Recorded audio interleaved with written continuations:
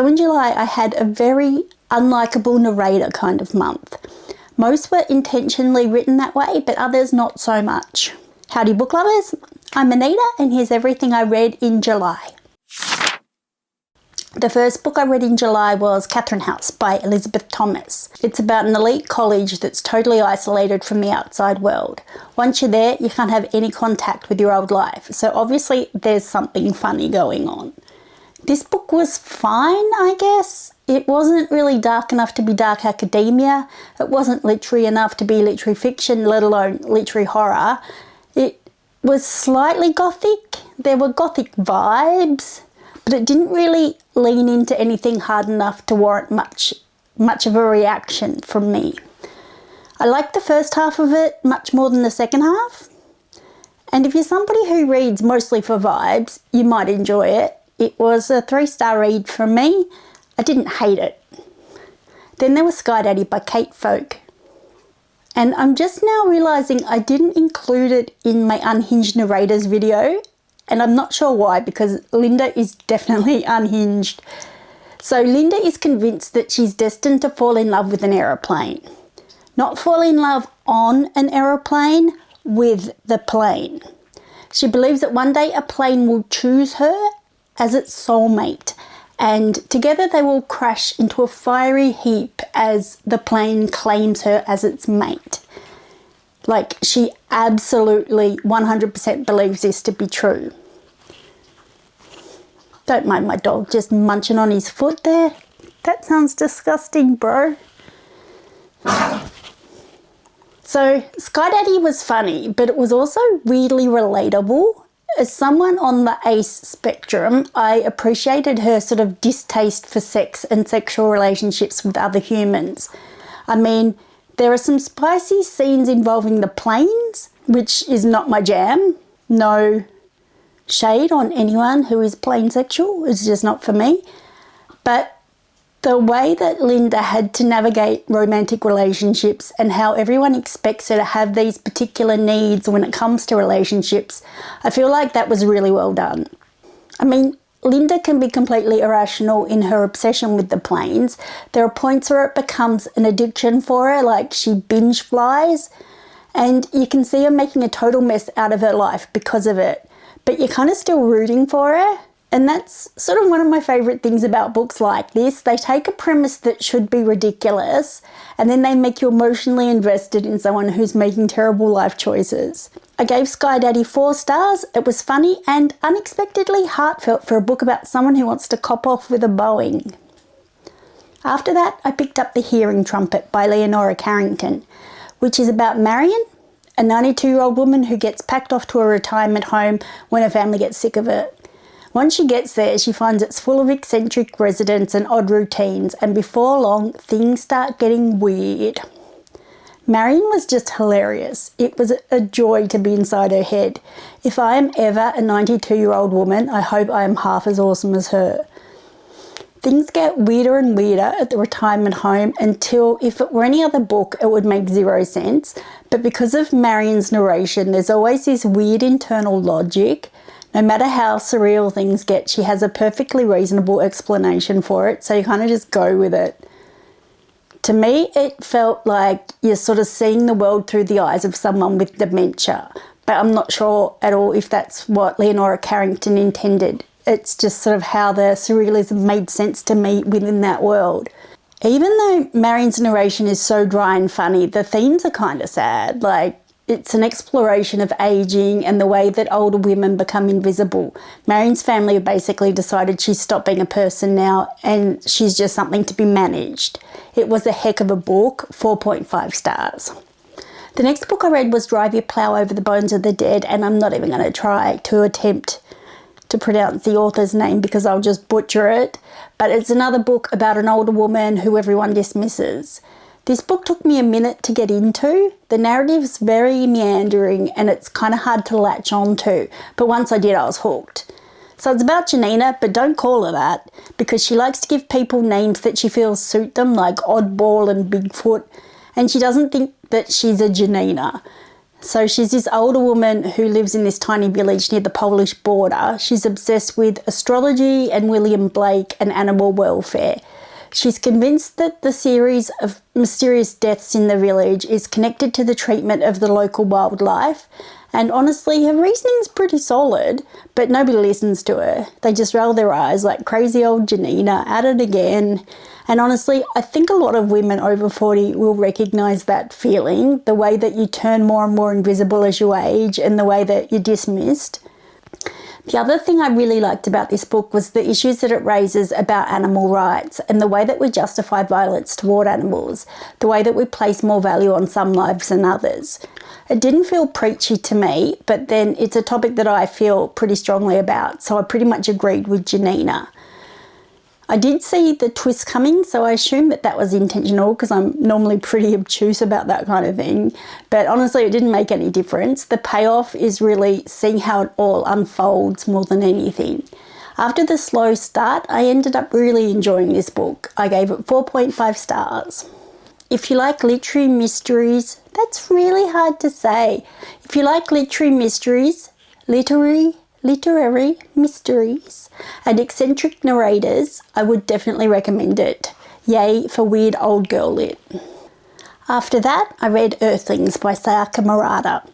Thank you to everyone for not spoiling me for this book. The only thing I knew about this book going in was that it was messed up.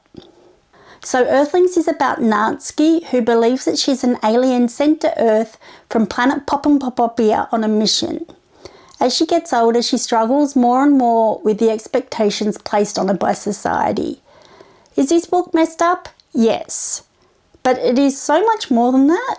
Like, the scenes that carry all the shock value are right at the start and right at the end. But most of the book is surprisingly quiet.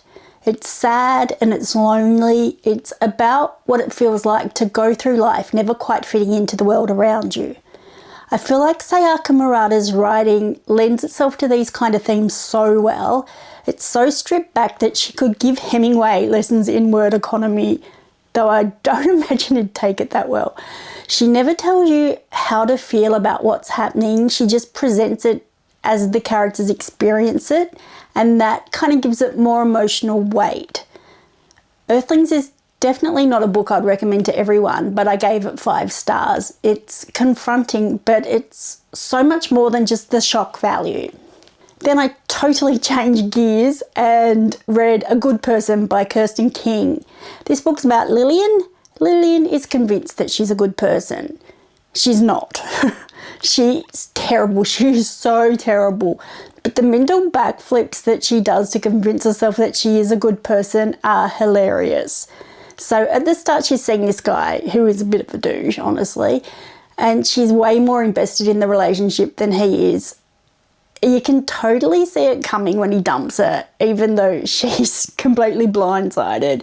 She's so angry that she gets drunk and casts an internet hex on him. The next day she finds out he's been murdered and she's totally convinced that the hex did it. Honestly, if you're the kind of person who suffers badly from secondhand embarrassment, you might struggle with this book because it does get pretty cringe. Lillian makes increasingly bad decisions while remaining convinced that she's in the right. It's hilarious in a sort of watching through your hands kind of way. Every time I thought she'd hit rock bottom, she'd find a way to make it worse for herself. I loved how the book never tried to redeem her or explain away her behaviour. She's just consistently awful. There's one point where she goes to a therapist and the therapist is like, wow. And Lillian's like, I am going to ruin your career. She's just a train wreck. I honestly thought this book would annoy me a bit, but I had such a good time with it. 5 stars. Next up, I read Maeve Fly by C.J. Lead. Maeve is a Disney princess with homicidal tendencies. By day, she works as a nice princess at a Disney-esque theme park. By night, she lures people into her murder dungeon and goes all American Psycho on them. She loves her grandmother and her best friend, but everyone else is fair game. I loved how completely over the top this book was.